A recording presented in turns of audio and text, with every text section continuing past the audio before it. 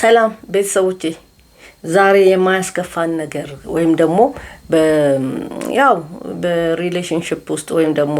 በማህበራዊ ጉዳይ ልበለው በማህበራዊ ጉዳይ ላይ መከፋት ማንንም ሰው አይፈልግምና ዛሬ በቃ ሰው ሲያስከፋን ሌላኛው ወገን ሲያስከፋን የሚሰማን ስሜቶች አሉ እነሱን ምን ቀንስባቸው መንገዶች ነው የምናየው ማለት ነው ከመጀመራችሁ በፊት ሰብስክራይብ ላይክ ሼር ያላደረጋችሁ ቤተሰቦቼ ላይክ ሰብስክራይብ እንታረጉት ጋብዛችኋለሁ ስለዚህ እንዳንከፋ ክፋት ነገር ወደኛ እንዳይመጣ ምን ነገር ብናረግ ይሻላል የሚለው ነው የምናየው ሰዎችን ማክበር ሪጀክት አለማድረግ ለሰዎች ጥሩ አመለካከት ሲኖረን እነዛም ሰዎች ወደኛ መልሰው ግፋቢል መጥፎ እንኳን ሰው ቢሆን አመለካከታችንን አይቶ መልካምነትን ይዞ ወደኛ ይቀርባልና ሰዎችን ማክበር እንደዚሁ ከክፋት ይጠብቀናል ጥሩ ቃላትንም መናገር አንዳንድ ጊዜ ጥሩ ቃላትን እንዳንናገር የሚያረጉ ብዙ ክፉ ነገሮች ሊኖሩ ይችላሉ ብዙ ክፉ ሰዎች ሊኖሩ ይችላሉ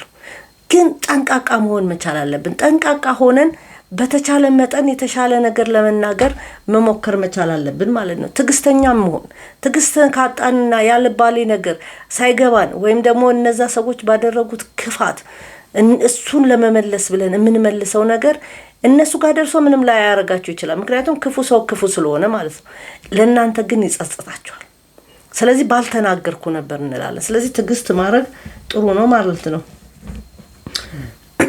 ሰዎችን መረዳትና ማዳመጥም ጥሩ ነው ስፔሻሊ ሰዎች ሲያዳምጧቸው ደስ ይላቸዋል ለምሳሌ 98% እኛ ሀገር ህክምና ማዳመጥ ነው አዳምጠው ከሰማው መልስ እንኳን ባትመልስለት በቃ ይፈወሳል ማለት ነው እውነትን ደግሞ በደግነት መናገር እውነትን ብቻም ሳይሆን እውነትን ይዘን በክፋት ሳይሆን አሁን አንዳንድ ሰዎች አሉ እውነትን ያዙት ግን በቃ አሳደው የትም ስትገባ ብዙ ነገር ለማድረግ የሚሞክሩ ሰዎች አሉና እውነትን በደግነት መናገር ራስን መቆጣጠርም እንደዚሁ ያስፈልጋል